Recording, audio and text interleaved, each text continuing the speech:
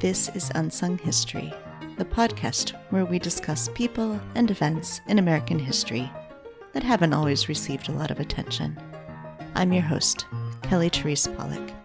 I'll start each episode with a brief introduction to the topic, and then talk to someone who knows a lot more than I do. Be sure to subscribe to Unsung History on your favorite podcasting app so you never miss an episode. And please, tell your friends, family, neighbors, colleagues, maybe even strangers to listen to. In February of 1627, an English captain named Henry Powell landed on an island in the Caribbean called Barbados, with a party of 90 that included enslaved individuals, there to occupy and settle the land. The Portuguese had held the island for a while previously, and before them, the Spanish had added it to their maps. And of course, various groups of indigenous people had lived there on and off for centuries. The English stayed, enslaving indigenous people and growing crops on the island, including tobacco, cotton, and sugarcane. The process of refining sugar from sugarcane left behind waste products, including molasses. And over time, the people of Barbados began to ferment the sugar waste, turning it into alcohol. They were hardly the first people to ferment the waste of the sugarcane, and it was a time of experimentation on the island, using many different crops that could be fermented, including cassava, sweet potatoes, and palm sap. By the 1640s, they were taking the process a step further and distilling the fermented alcohol in a still. In distillation, the fermented alcohol is heated. The boiling point of potable alcohol is lower than the boiling point of water, so the alcoholic vapors can be separated out, captured, and then condensed. The end result of distillation, usually after several passes through a still, is to produce a liquid with a higher alcohol content. Today, Mount Gay Silver, for instance, is 40% alcohol by volume, or 80 proof, which is much more alcoholic than is possible through fermentation alone. In the 1640s, the distillers would not have been able to measure the ABV so accurately, instead relying on measures like tasting, shaking and observing bubbles, seeing if a drop of oil sank in the liquid, or soaking gunpowder in the liquor and seeing if it would still ignite. By distilling the fermented sugary wash, Barbadians created what we now know as rum, although they weren't yet calling it that. What started as a local product, and one that wasn't much different than what had been distilled in other places first, became a major export of Barbados, as it still continues to be today. By 1651, a resident of Barbados wrote about the drink, which he described as, quote, a hot, hellish, and terrible liquor, unquote, calling it rumbullion and kill devil. Another source called it rumbustion. Not surprisingly, the name was quickly shortened to rum, a term in use in Barbados and North America by the mid-1650s. By the late 1680s, Barbados was exporting 1.4 million liters of rum annually, making up more than a quarter of the island's exports and becoming a major driver of its economy. It didn't take long for this industry to spread to other places. In 1655, the English had attacked Jamaica, about 1,200 miles northwest of Barbados, forcing out the last of the Spanish soldiers just 5 years later. Barbadians and the people they enslaved headed to Jamaica, along with the equipment they needed to distill rum.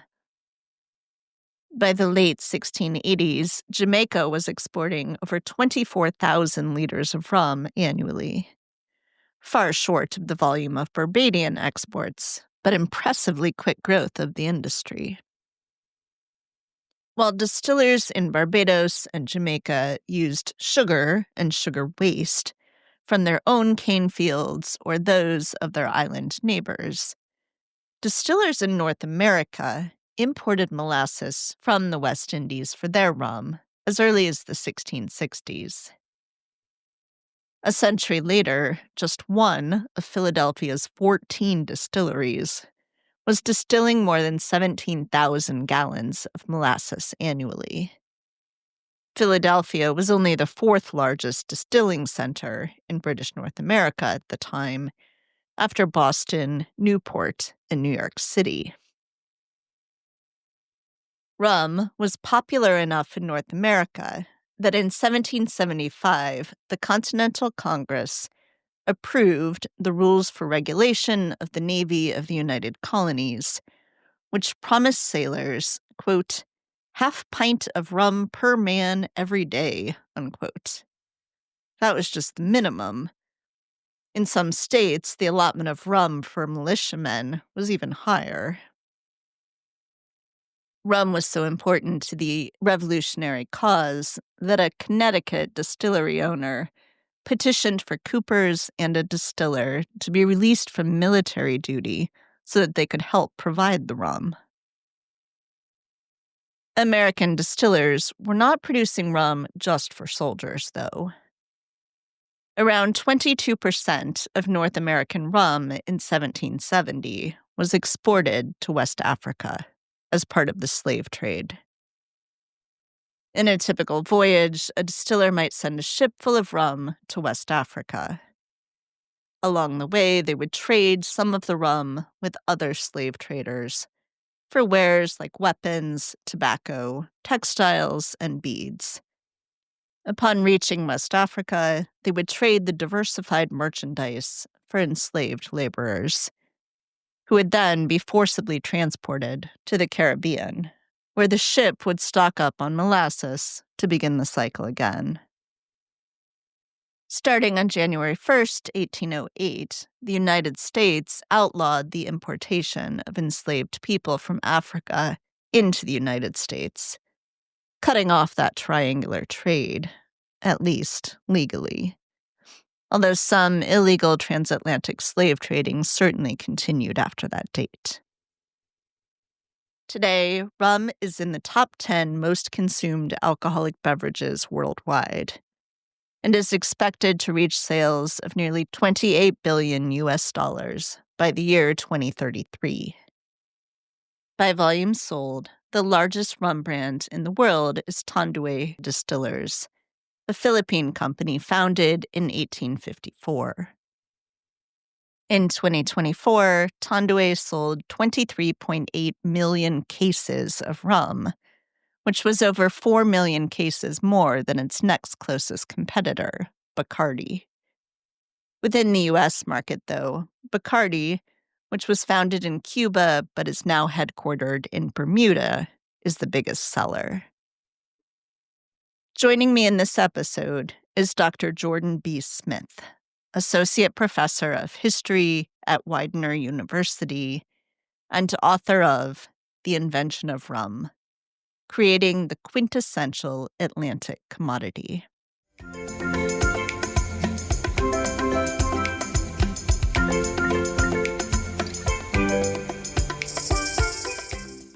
Hi, Jordan. Thanks so much for joining me today. Yeah, thanks for having me. I want to start by asking how you first got into this project, deciding to write about rum. I'm sure you spent many years of your life thinking and writing about rum.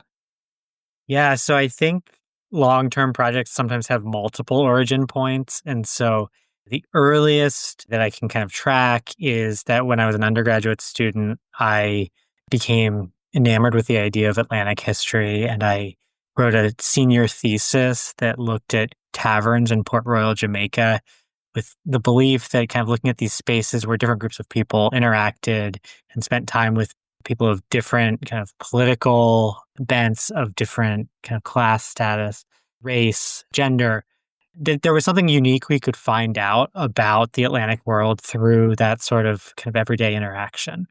And over time, I became more interested in what was being consumed and thought about how even taverns might be a limiting factor to the way in which rum and things like it touched the lives of almost everybody who lived in the Atlantic world. During and then after my undergraduate years, I went to and worked at Mount Vernon for a number of years, and in part worked in historic trades and especially a distillery there. And after spending a lot of time making alcohol, trying to my hand at making different things through historic trades, I came to realize that just about everything has a history of expertise and skill building that we don't always recognize in our sources. So those two things carried with me into graduate school, where I became even more enamored with deep archival research, which is the basis of this project. Let's talk about that piece then. What are some of the archives that you were visiting? What are, the kinds of sources that you're able to look at? And of course, some of the people you're writing about don't leave archives, but you're able to get at their stories. Right. And I think the last point that you mentioned, I think is a really important one because I'm aware of the limitations of archives, of kind of how they were constructed, what was included in those archives, whose records, who had the ability to contribute to those archives and whose records were prioritized. But I still believe that spending extended time in the archives and seeing what you find can be hugely beneficial. And so I designed a research plan as a graduate student and then have continued to kind of refine that research plan that prioritized broad inquiry in a lot of different archives. And so I've spent time in archives in Jamaica and Barbados, throughout the United States, as well as England, Wales, and Scotland. And there's not one archive that forms the basis of this project. I like to think that this project would look similar, even there's not like one document that is necessary for this project, but instead it's kind of a process of accretion, finding small mentions in a variety of different documents. And so some of those documents are letters. A lot of times distilleries were owned, especially in the Caribbean, by absentee owners of plantations. And so things would be kind of written in those letters. Sometimes details about individual people would be written in those letters. It involves looking at documents that tried to reduce people to commodities, including inventories of estates, where sometimes there are short references to the expertise possessed by enslaved people. Same thing with some business records from North American distilleries and British distilleries as well. It involves looking at prescriptive material that would tell people how to make rum or how to operate a plantation or even how to kind of engage in international trade or even how to counterfeit rum in some rare cases. And the archive does a lot of good for this project, I think, and kind of helps me tell the story, tease out the story of individual people making choices, determining how they're going to engage or not engage with rum. But it's not enough on its own. And so I pride myself on some of the material culture work I do in the book, looking at images that are not neutral kind of statements of fact, but we can nonetheless think about work through how work is depicted in images. It involves looking at songs and other kind of pieces of culture that tell us a story of kind of rum's place in society.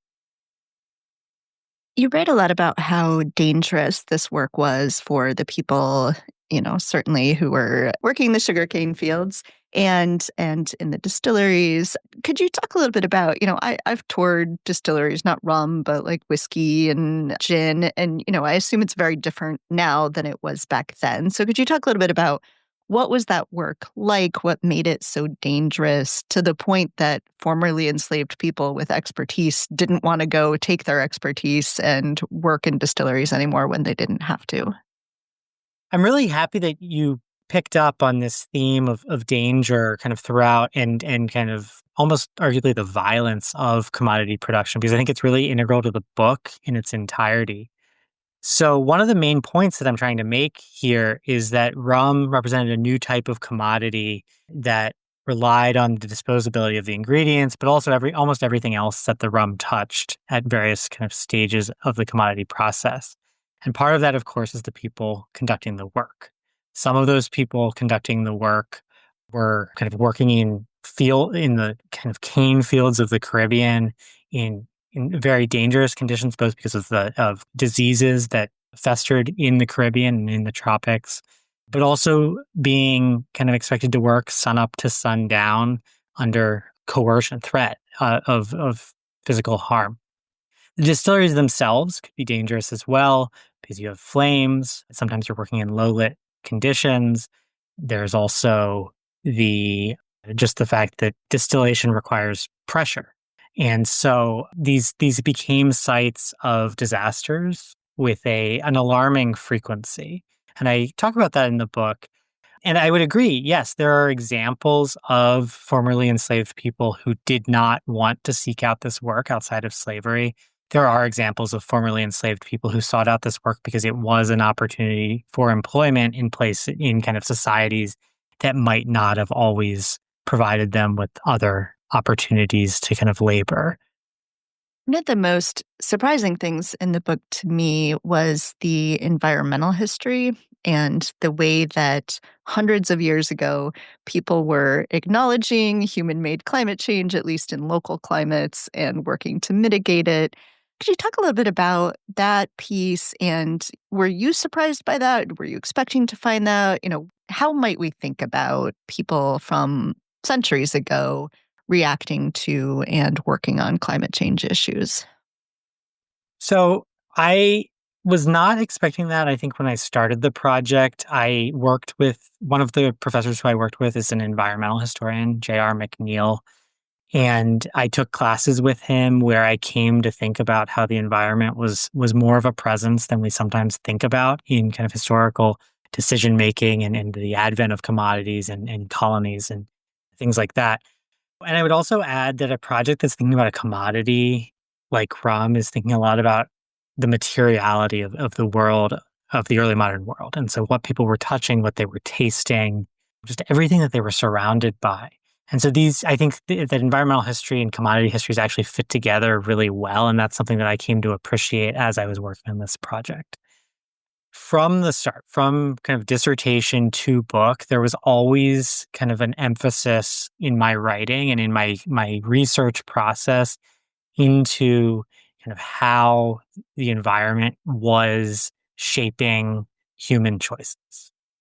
I think that's something that I became kind of more attuned to in the last half decade or so when I was working on this project was that I wanted to kind of more and more focus on what people knew in the context of the environment. And I was really, again, I was shaped by other things I was reading, including kind of Catherine Johnston's work and Catherine Oliveras' work. But I was struck that people in the early modern period thought a lot about the environment, wrote a lot about the environment, had ideas about what their actions were doing to the environment more than I might have realized. So I think the part of the book that you might be, or that you're probably referencing, starts with the fact that on some Caribbean islands, in the Seated Islands after the American Revolution, there was an attempt to preserve some woodlands because it was thought that that would preserve kind of rainfall for plantation economies. And so there are these moments where there are paths not taken that show that people had ideas about how kind of human behavior shaped the world around them, the healthfulness of an environment, and also its potential to create profit. And so I think that became like that surprised me. And again, I was building on a lot of other people's work who had kind of studied these things. But I think kind of the piece on like there were ways in which some of the decisions that were made, especially about things like the use of fuel being kind of wood, that was unique to distilleries and plantation distilleries, but also was unique to urban production in distilleries in a place like Philadelphia, which is another kind of case study that I use. Like it allowed me to think a little bit about why people were making the decisions that they were.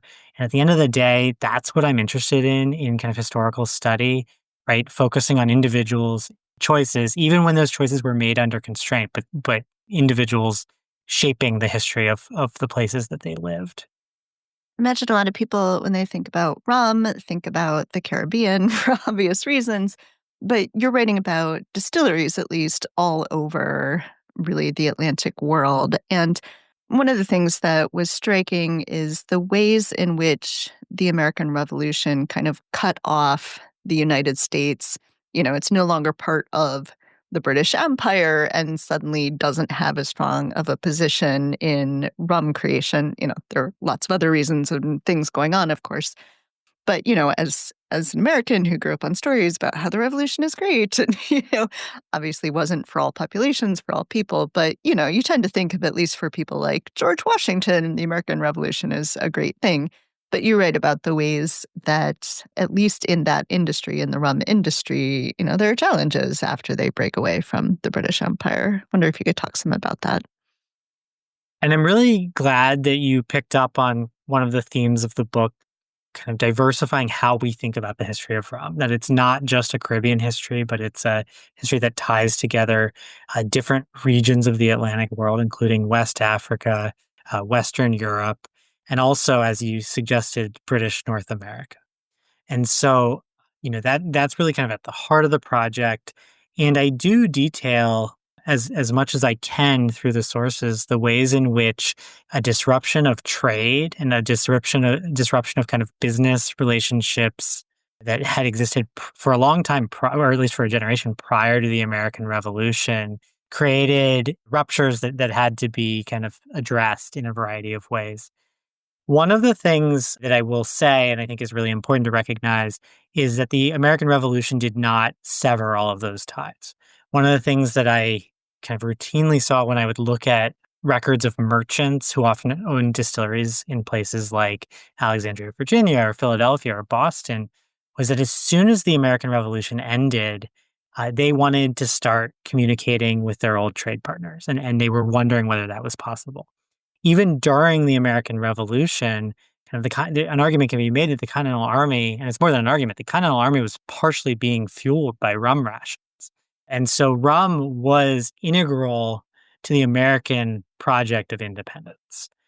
That being said, rum's role did change as kind of Americans had to seek out new sources for foreign molasses. Sometimes, they were already relying on trade with kind of French Caribbean islands like Saint Domingue, which would eventually become Haiti. But they also kind of seek out new connections with merchants in islands like Guadeloupe, but eventually Cuba as well. So there are longstanding interpretations that perhaps when Americans were throwing tea into Boston Harbor, they were also foregoing their relationship to rum. But I think that process happened a lot more slowly than we might think. And even by the pure numbers, the rum industry largely recovers after the American Revolution. And it's really the cessation of the slave trade, the transatlantic slave trade in 1807, where we start to see the decline of American distilleries, though the market share of rum vis-a-vis things like whiskey had already started to shift a little bit.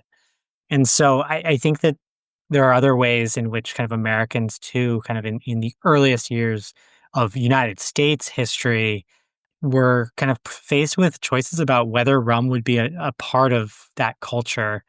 And for a variety of reasons, they sometimes sought out different ways to make the rum, even using something like maple syrup to make the rum. But they were committed to kind of maintaining kind of this Atlantic recipe for rum. There is, not surprisingly, when we're talking about alcohol, lots of moralizing going on in different places with people saying, oh, we shouldn't be drinking rum at all, or, that we should be less reliant on rum. And then when you get to the part where you're talking about abolitionists and thinking, well, rum is so dependent on enslaved labor, and how can we support this product that is coming from enslaved labor? And as you know, it was part of the slave trade itself, which leads to lots of interesting ways of sort of justifying or getting around. I was fascinated to learn that there was rum production in India. That had just never crossed my mind. Could you talk some about this in general, this idea of moralizing around rum, thinking about the ethics of rum, but then also especially this production of rum in India. Yeah, I would start by saying that people in the early modern world and in early America and Britain and in the Caribbean understood that kind of the objects that they were interacting with had stories and had histories and had kind of like represented a series of relationships that led to kind of the good existing. And at various points, those stories became either assets or liabilities. Of course, rum has kind of a unique physical effect on people when it's consumed because it's alcoholic. And so, to kind of move the story back to kind of earlier in the book, one of the points that I make is that the advent of rum and the advent of cheap and readily available distilled spirits, so highly concentrated alcohol, was something that people were unaccustomed to. And so the very idea of kind of inebriation being available for less money and in more places caused a lot of people to panic about who might be drinking rum and in what context. And so early in the book, I make an attempt to connect wanton drunkenness in Port Royal, Jamaica, which was sometimes referred to as the Sodom of the West Indies, to panics over indigenous drinking patterns in 17th and early 18th century North America, and to what's often referred to as the gin craze, but there were other distilled spirits that I argue were central to that, I would argue, in part moral panic in like 1730s London. And so in all of these different places, one of the questions is how should people be consuming alcohol? Who should be able to consume alcohol? And what does it mean when people drink to what some people consider to be excess? And so all of those stories kind of get at this question of the morality of drinking. One of the points that I make is that I think that sometimes the panic was kind of targeted towards certain groups of people more than others, right? It wasn't neutral who elites were saying should or should not be drinking alcohol. And so I think understanding this broader context is important so that we don't kind of replicate some of these ideas that certain people are particularly prone to alcoholism. The other thing I would say about kind of what some would consider problematic drinking is that again, elites and others were sometimes concerned about overconsumption of alcohol. They sometimes observed symptoms that looked like a clinical modern definition of alcoholism. But the general mindset was that if individuals wanted to stop drinking alcohol, that was within their control. And so, this was a hard decision that I arrived at over time. But I think it's important for us to try to understand rum as it was experienced by the people living in that world and not associate kind of different kind of health definitions than what they would have had. That being said, there were a lot of advocates at various points in the 17th and especially the 18th century who advocated for some form of temperance, who advocated for, the Mathers, the famous kind of preachers, likened rum to the Dead Sea. And they use that I think it's a great metaphor. There are indigenous prophets like Neolin in what's now Western Pennsylvania who advocates for Native people to give up rum among other colonial products. There are, in kind of the era of the American Revolution, and especially in the aftermath of the American Revolution, there are doctors like Benjamin Rush who think that rum, in particular, if we think about that moral thermometer, is damaging to people's health. There are also people who recognize, especially in the generation after the American Revolution, that rum might not entirely fit within a society that is abolishing slave trade or ideally slavery. And so there are several moral movements going on, but the one that you alluded to in your question also involves rum, like sugar, being a part of an anti-slavery campaign, of anti-slavery protests where people realize that their purchasing power might end kind of a community's relationships to slavery. And so they give up sugar and rum. And I think a lot of times we hear about the anti-saccharin movement, but until I got kind of knee deep in this project, I didn't really think much about the role of rum in that movement. And it honestly, in some ways, rum is the perfect target for these sorts of anti-consumption campaigns because it's seen as luxuries and it's seen as kind of an add-on, not something that's integral to somebody's diet.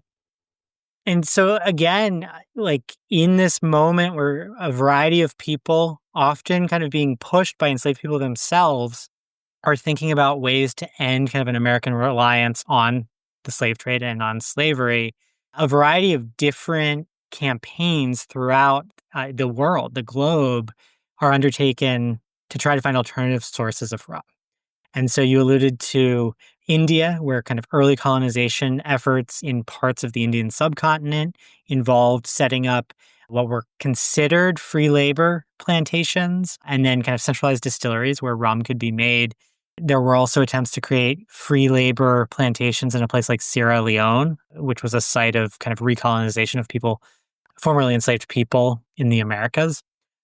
And they also experiment, and this is the one that is one of my favorite stories to tell. They experiment with trying to produce rum out of maple sugar in, as it's sometimes referred to as, the sugar bushes of North America. And so places like northern Pennsylvania and New York, areas like Cooperstown, New York today. And so I'm interested in these attempts to kind of think about a commodity that many people saw as problematic, but weren't sure that they could do without, and to find alternative ways to produce it unreliant on slave labor. The short answer is they found it really hard to produce a rum that tasted right like rum, that looked like rum, that cost that low price that rum cost without relying on coerced labor. Was anyone trying to use sugar beets? Because I remember reading about abolitionists who were thinking, like that might be a way to get sugar, but I don't know if you could possibly make rum from that. So I am not an expert on sugar beets. This is a recommendation that I had at one point to think about sugar beets. My recollection is that sugar beets were a little bit like really kind of hit the mainstream a little bit later than things like maple sugar and even free labor sugar. I don't see that in the abolitionist movement, at least of what I read in the 1790s. But I would imagine at some point people wondered whether sugar beets could be used to make alcohol.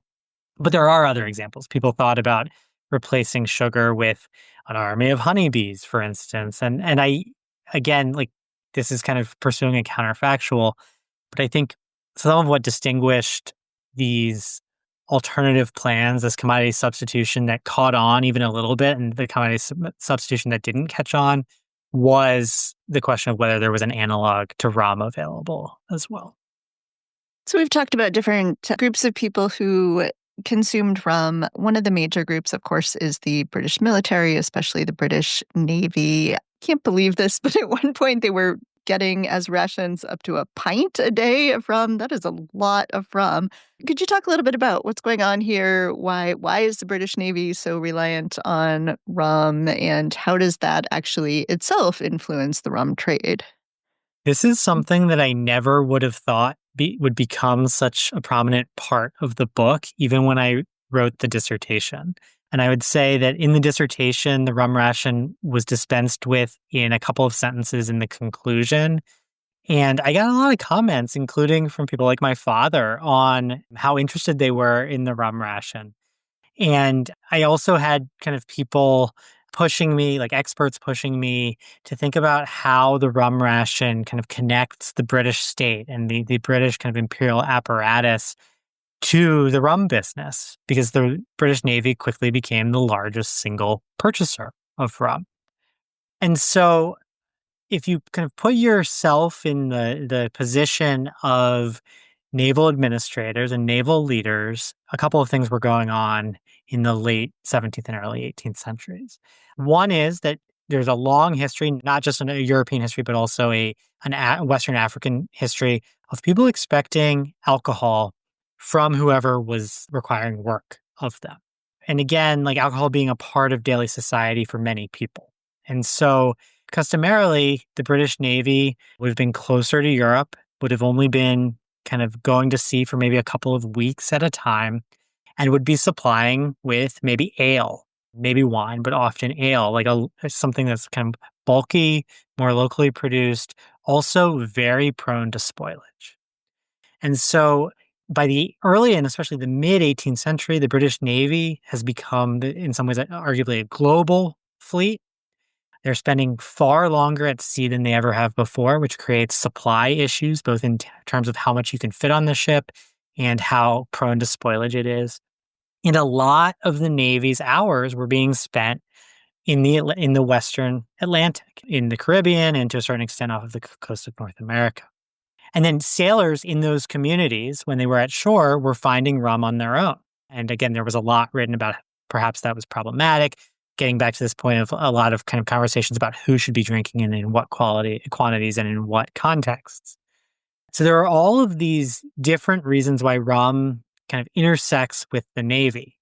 But starting in the 1730s and becoming more and more formalized over the rest of the 18th century and into the 19th century, the British Navy makes the decision to supply with rum, often produced by British plantations. But ultimately, sometimes by the 19th century, some of that rum was even being produced outside of the empire. And so sometimes people talked, especially in the 19th century, about how this was like a planter's monopoly and wondered why maybe whiskey or especially gin, which was another kind of cheaper distillate, often made in London or in Britain, couldn't kind of fulfill this role. But the British Navy seems to have kind of regularly doubled down on their investment in rum. I think, again, thinking about this as individual stories, I think some of that has to do with sailors asking for rum. And the Navy's rum ration and the fact that they age the rum, which makes it slightly more healthy because any lead particles in the rum sunk to the bottom, they were trying to kind of control how rum was being consumed. The other part of this puzzle, I believe, is that the British Navy was most present in the Caribbean during times of war, when it was harder to move rum and sugar to the markets that normally consumed them. And that had a negative effect on individual planters who were relying on that trade to pay their bills at the end of the year. And so something else that was happening is the rum ration made sure to continue to infuse money or capital into these rum producing parts of the empire, even in times of warfare. So the rum ration actually makes the British government an investor in rum production and all that entails. And then, of course, sometimes they brought the rum back home and, get more audiences interested in rum. Absolutely. And I read like sailors' diaries to get at some of those points, songs of kind of musicians like Charles Dibdin, where kind of rum becomes kind of part of this experience of being a sailor. And it's hard sometimes to figure out why people decided to drink what they did. They don't always have much of a reason to write that down. But I would agree, right? Like, this is a world where not just kind of the British Navy is in transit, but people who are in transit are bringing different ideas together, bringing different tastes together in places that they wouldn't have been a generation prior. There is a lot more in this book. It's a fascinating story. Could you tell listeners how they can get a copy? Absolutely. So, The Invention of Rum should be available wherever you choose to buy your books.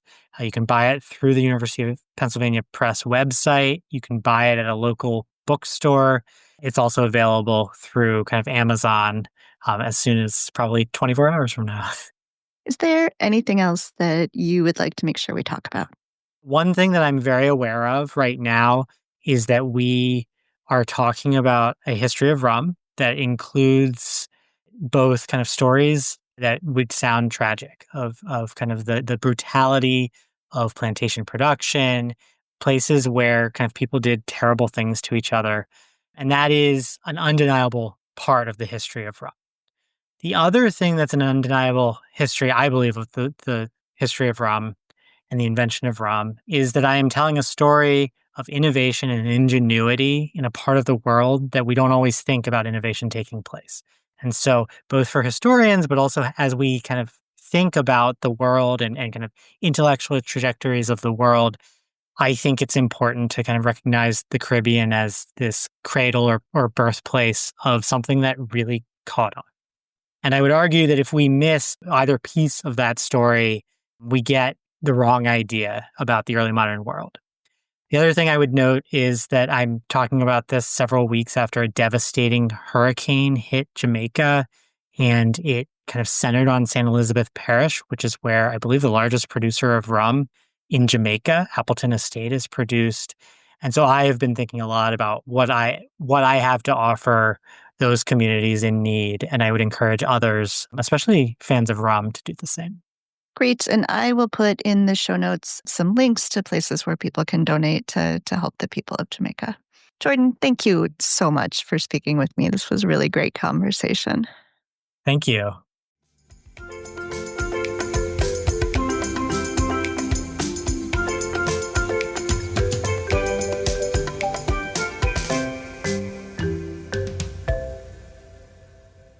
Thanks for listening to Unsung History. Please subscribe to Unsung History on your favorite podcasting app. You can find the sources used for this episode and a full episode transcript at unsunghistorypodcast.com. To the best of our knowledge, all audio and images used by Unsung History are in the public domain or are used with permission. You can find us on Twitter or Instagram at unsung__history or on Facebook at Unsung History Podcast. To contact us with questions, corrections, praise, or episode suggestions, please email kelly@unsunghistorypodcast.com. If you enjoyed this podcast, please rate, review, and tell everyone you know. Bye! MSW Media.